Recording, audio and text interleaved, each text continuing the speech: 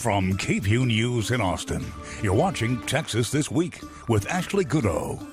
Good Sunday morning. The Senate trial for the impeachment of President Donald Trump is beginning, and some Texans will play prominent roles. Let's get to the three things you need to know in Texas politics. Former Texas state senator, now Congresswoman Sylvia Garcia, is one of the 7 House managers. The managers serve as prosecutors in the trial.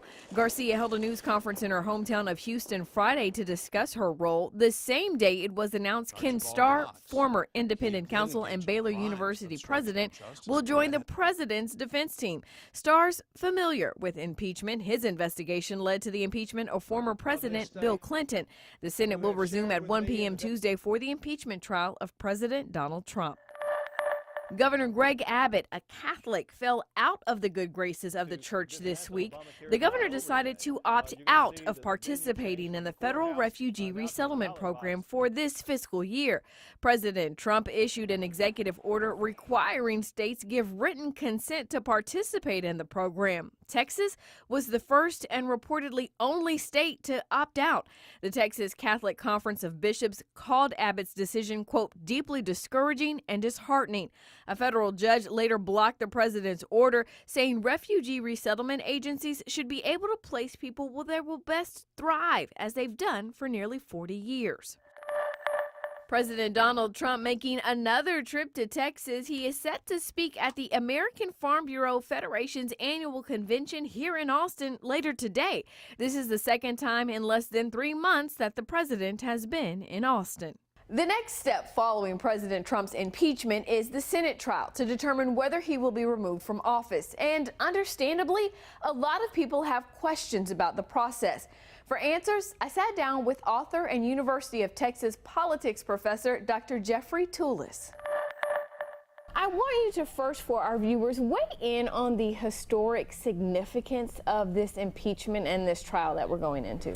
Well, it's only the third one in American history of a president. There have been lots of others of judges, but it's very rare for a president to be impeached, and it's still rare for a president to go to trial. This is the third one to go to trial. There was Andrew Johnson, there was Bill Clinton, and now President Trump. Of course, Richard Nixon would have been impeached and probably would have been convicted, but he resigned before he was impeached. So that's why this is the third rather than the fourth one. You know, the impeachment and the trial, it is part of the architecture for separation of powers in our Constitution, and the impeachment was the first step in the ultimate check, which would be removal from office.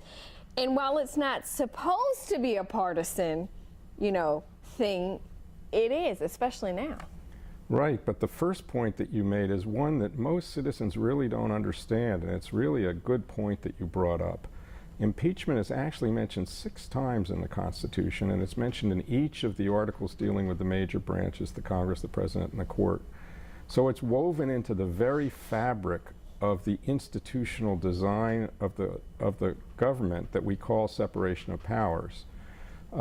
And the way that it's woven in is it's an attempt to make sure that the advantages that a president has in acting, for example, in responding to threats that might result in war, for which we want a president to be able to act quickly and sometimes without consulting others and so forth. That needs to be balanced somehow in a republic by the legislature that gets to sort of think whether the president acted properly. So the president has a lot of advantages going forward in politics, looking forward, starting things. And the impeachment process was designed to make sure that the Congress had advantages looking backwards, judging things.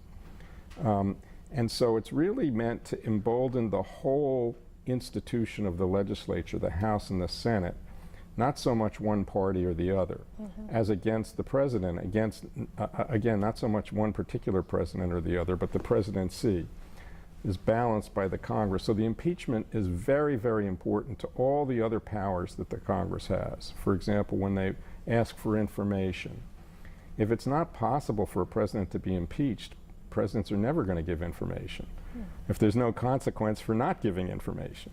So impeachment is really vital to the, as you pointed out, the separation of powers architecture of the government. And so it seems as though, but now we're in a juxtaposition where the House feels as though he's overstepped those boundaries, or at least the majority in the House, right? The Democratic majority.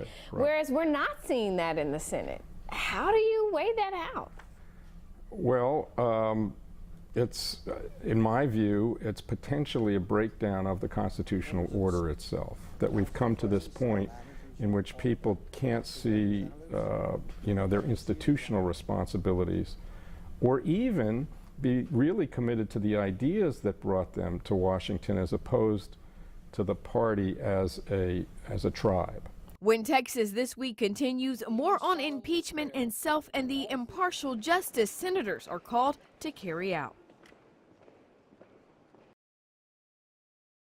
The trial in the Senate is expected to start on Tuesday, and the most common types of questions I get from viewers are based in the comparison of this trial to a criminal trial that we would see within our judicial system, and that's just not simply an apples-to-apples comparison. That's right. That's right. First of all, it's very, very important we realize that an analogy is not an identity. It means you're like in some ways and unlike in others, just as you pointed out in your question. And so that raises the interesting question is, why did they use an analogy? Why do they, for example, call the prosecutors managers, not prosecutors? Why do they have, why do they allow the jurors to overrule the Chief Justice if they disagree with his opinion? If, in fact, they wanted it to be like a criminal trial, they could have said, well, they're prosecutors and they're jurors and so forth. And the answer to that question is that they thought that the pretense, the analogy, could help elevate partisan politics to a higher politics. So it wouldn't be a trial like other trials. It would be a political trial, but it wouldn't be politics as usual. So the analogy is designed to create this high politics, this unusual politics. The problem with it, which I think you might have been intimating in your question, is if you take the analogy too literally, you get people saying things like, well, what crime did he commit? If, on the other hand, because it's not an ordinary crime that you need to be guilty of if you're a president. And yet, though, we continue to hear sort of this rhetoric coming from senators, particularly Republicans, who say, oh, but they haven't accused him of committing any crime, right, because we hear often that you have to be accused of a high crime or misdemeanor. So explain to us, though, there's some history behind that term. There is. And so, well, the Constitution says that you can be impeached for treason, bribery, or other high crimes and misdemeanors. And so because it says high crimes and misdemeanors, and people think of both the word crimes, and the notion that misdemeanors are a form of criminal charge in the ordinary criminal code, that they think that what the phrase means is high crimes and high misdemeanors, and they say, what is that? But the whole phrase, high crimes and misdemeanors, was invented in the 14th century in English law to cover abuse of office. And interestingly, at the time, there was no category of misdemeanor. What we now call misdemeanors, which are less than felonies, were then called trespasses. Thursday, the members of the Senate took an oath to carry out impartial justice. But as we've kind of been alluding to and talking about, there are Democrats and Republicans who sort of have already drawn their lines in the sand. They said this is the way that they're going to vote. So then, in this instance, in a Senate trial like this, what does impartial justice, what does that actually mean? Well, we know what it doesn't mean. It does not mean coordinating with either the White House, as Senator McConnell has bragged about doing, or for that matter, having the senators, the House managers are perfectly okay to coordinate with Speaker Pelosi, just as the defense attorneys can coordinate with the White House. But the senators are on both sides, shouldn't be coordinating with anybody at this point. So we know it doesn't mean that. That is a violation of the oath to do that sort of thing, even though they've already said they're going to do that. Particularly the Republicans have been most, most vociferous about their thwarting of the oath. But your question's a good one, so then what does it mean to be impartial?